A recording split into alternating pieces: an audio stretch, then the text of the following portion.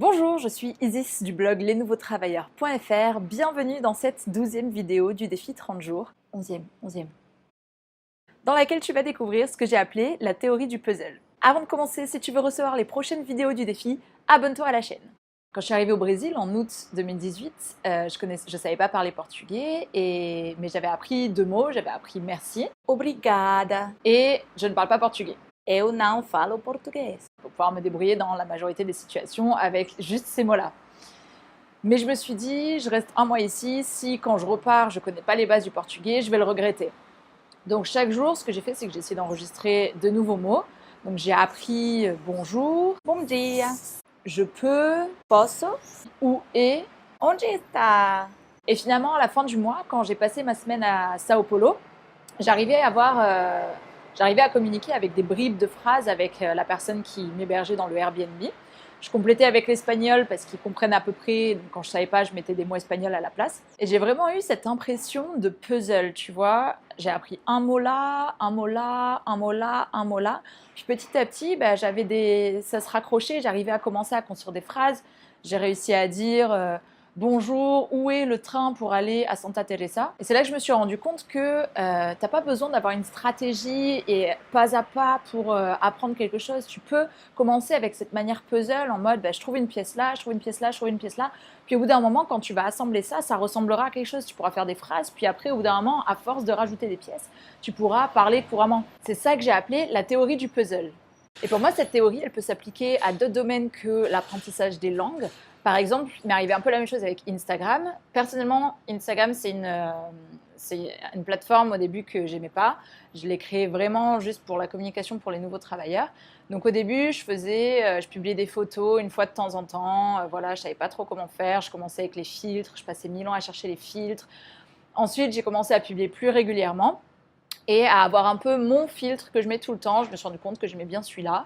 Ensuite, je me suis concentrée sur les hashtags. Je me suis dit, je ne sais pas trop comment on utilise les hashtags. Comment est-ce que je fais pour atteindre des gens qui pourraient être intéressés? Donc, j'ai cherché sur Internet et j'ai suivi une méthode pour mettre toujours 30 hashtags avec 5 gros hashtags, 5 hashtags moyens et 20 petits hashtags. Puis, je me suis dit, je vais me mettre aux stories pour montrer encore plus ce que je fais dans ma vie quotidienne.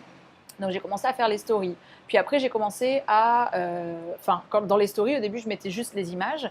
Et après, j'ai commencé à rajouter un petit hashtag, un petit truc localisation, un petit emoji, etc. Donc en fait, là aussi, j'ai vraiment cette impression de puzzle. C'est-à-dire que j'ai commencé avec cette petite pièce qui était les photos. Ensuite, j'ai rajouté la petite pièce des filtres. J'ai rajouté la petite pièce des hashtags. J'ai rajouté la petite pièce des stories. J'ai rajouté la petite pièce des trucs que tu rajoutes sur la story. Et au final, petit à petit, ça commence à ressembler de plus en plus à quelque chose.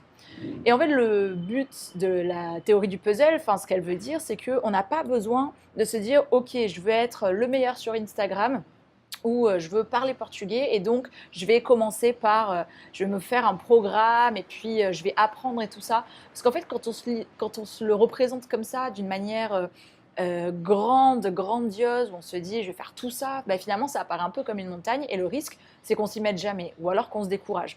Donc ce que j'aime bien avec la théorie du puzzle, c'est de se dire je me prends pas la tête, je commence par la petite pièce qui est à ma portée, je mets cette petite pièce là et puis après on verra pour la suite. Puis après, un jour, je vais en avoir marre d'être juste sur cette petite pièce-là. Je vais dire, allez, maintenant, j'ai envie de rajouter une pièce. Qu'est-ce que je peux faire? Hop, je rajoute une petite pièce. Et voilà, petit à petit, je construis mon puzzle. Donc, si toi, il y a un truc que tu veux apprendre, une langue, une nouvelle compétence, et que ça fait plusieurs semaines, voire plusieurs mois que tu te dis, j'ai envie d'apprendre ça, mais que tu t'y mets pas, peut-être que c'est parce que tu te l'es représenté comme quelque chose d'énorme. Et peut-être qu'en fait, ce que tu peux faire, c'est juste commencer par une petite pièce du puzzle qui est simple, qui est à ta portée. Le premier truc auquel tu penses.